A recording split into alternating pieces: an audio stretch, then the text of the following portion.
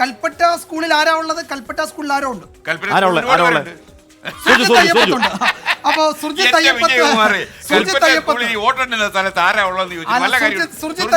വയനാടിന്റെ സ്വന്തം പുത്രൻ സുർജിത് അയ്യപ്പത്ത് നമുക്കൊപ്പം ചേരുന്നു. സുർജിത്തെ ഗുഡ് മോർണിംഗ്.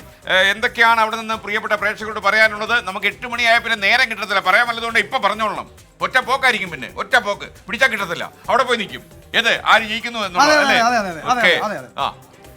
വോട്ടെണ്ണലിന്റെ ക്രമീകരണങ്ങളെല്ലാം തന്നെ പൂർത്തിയായിട്ടുണ്ട്. ഉദ്യോഗസ്ഥരെല്ലാം തന്നെ കയറി കഴിഞ്ഞു.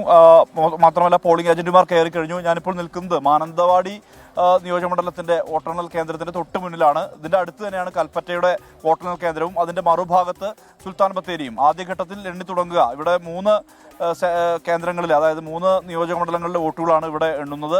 ബാക്കിയുള്ള മണ്ഡലങ്ങളെല്ലാം തന്നെ താഴെയാണ്. അതായത് കൂടത്തായിലും തിരുവമ്പാടി മണ്ഡലത്തിന്റെ, ഏറനാട് മണ്ഡലത്തിന്റെയും വണ്ടൂരിന്റെയും നിലമ്പൂരിന്റെയും നിലമ്പൂർ അമൽ കോളേജിലുമാണ് എണ്ണുന്നത്. അത്തരത്തിലാണ് ക്രമീകരണങ്ങൾ. ഇവിടെ ആദ്യത്തെ ബൂത്തുകൾ എന്ന് പറയുന്നത് തവിഞ്ഞാൽ പഞ്ചായത്തിലെയാണ് എണ്ണുന്നത്, മാനന്തവാടിയിലെ. അതോടൊപ്പം തന്നെ കൽപ്പറ്റ നിയോജകമണ്ഡലത്തിലെ കോട്ടത്തറയിലെ വോട്ടുകൾ ആദ്യം എണ്ണി തുടങ്ങും. പിന്നീട് അതിനൊപ്പം തന്നെ ബത്തേരി മണ്ഡലത്തിലെ മുള്ളംകൊല്ലിയിലെയും വോട്ടുകൾ എണ്ണി തുടങ്ങും. അവിടുന്ന് അങ്ങോട്ട് 1 മുതൽ 14 വരെയുള്ള ബൂത്തുകൾ ഈ പഞ്ചായത്തുകളിലെയാണ്. അതിനുശേഷം ഘട്ടം ഘട്ടമായി മറ്റ് പഞ്ചായത്തുകളിലേക്ക്, നഗരസഭാ പരിധിയിലേക്ക് വോട്ടെണ്ണൽ നടക്കും. തികഞ്ഞ അല്പസമയം മുമ്പ് LDF സ്ഥാനാർത്ഥിയും NDA സ്ഥാനാർത്ഥിയും ഇവിടേക്ക് എത്തിയിരുന്നു. എല്ലാവരും തന്നെ തികഞ്ഞ ആത്മവിശ്വാസം പ്രകടിപ്പിക്കുന്നുണ്ട്. പക്ഷേ വയനാടിൻ്റെ ഒരു ചിത്രം എന്ന് പറയുന്നത് നമുക്ക് എല്ലാവർക്കും അറിയാം.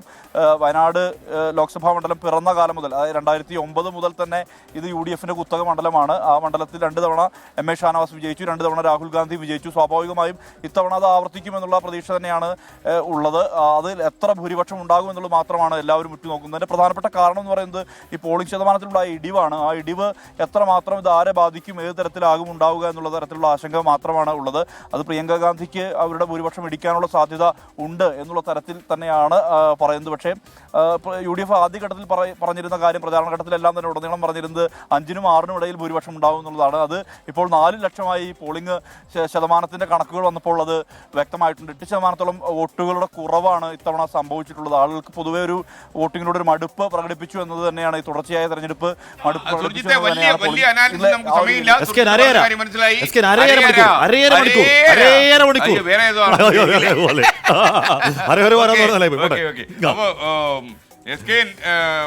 ആഷ്മിയെ നോക്കി കഴുത്ത് വേദനിക്കരുത്, ഉളുക്കരുതെന്ന് പറയുന്നുണ്ട്. അതുകൊണ്ടാണ് മനുഷ്യ.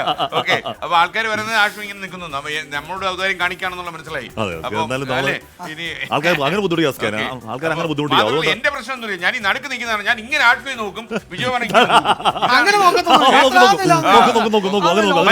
മനുഷ്യനായ ഉയരം, മനുഷ്യനായ ഉയരം.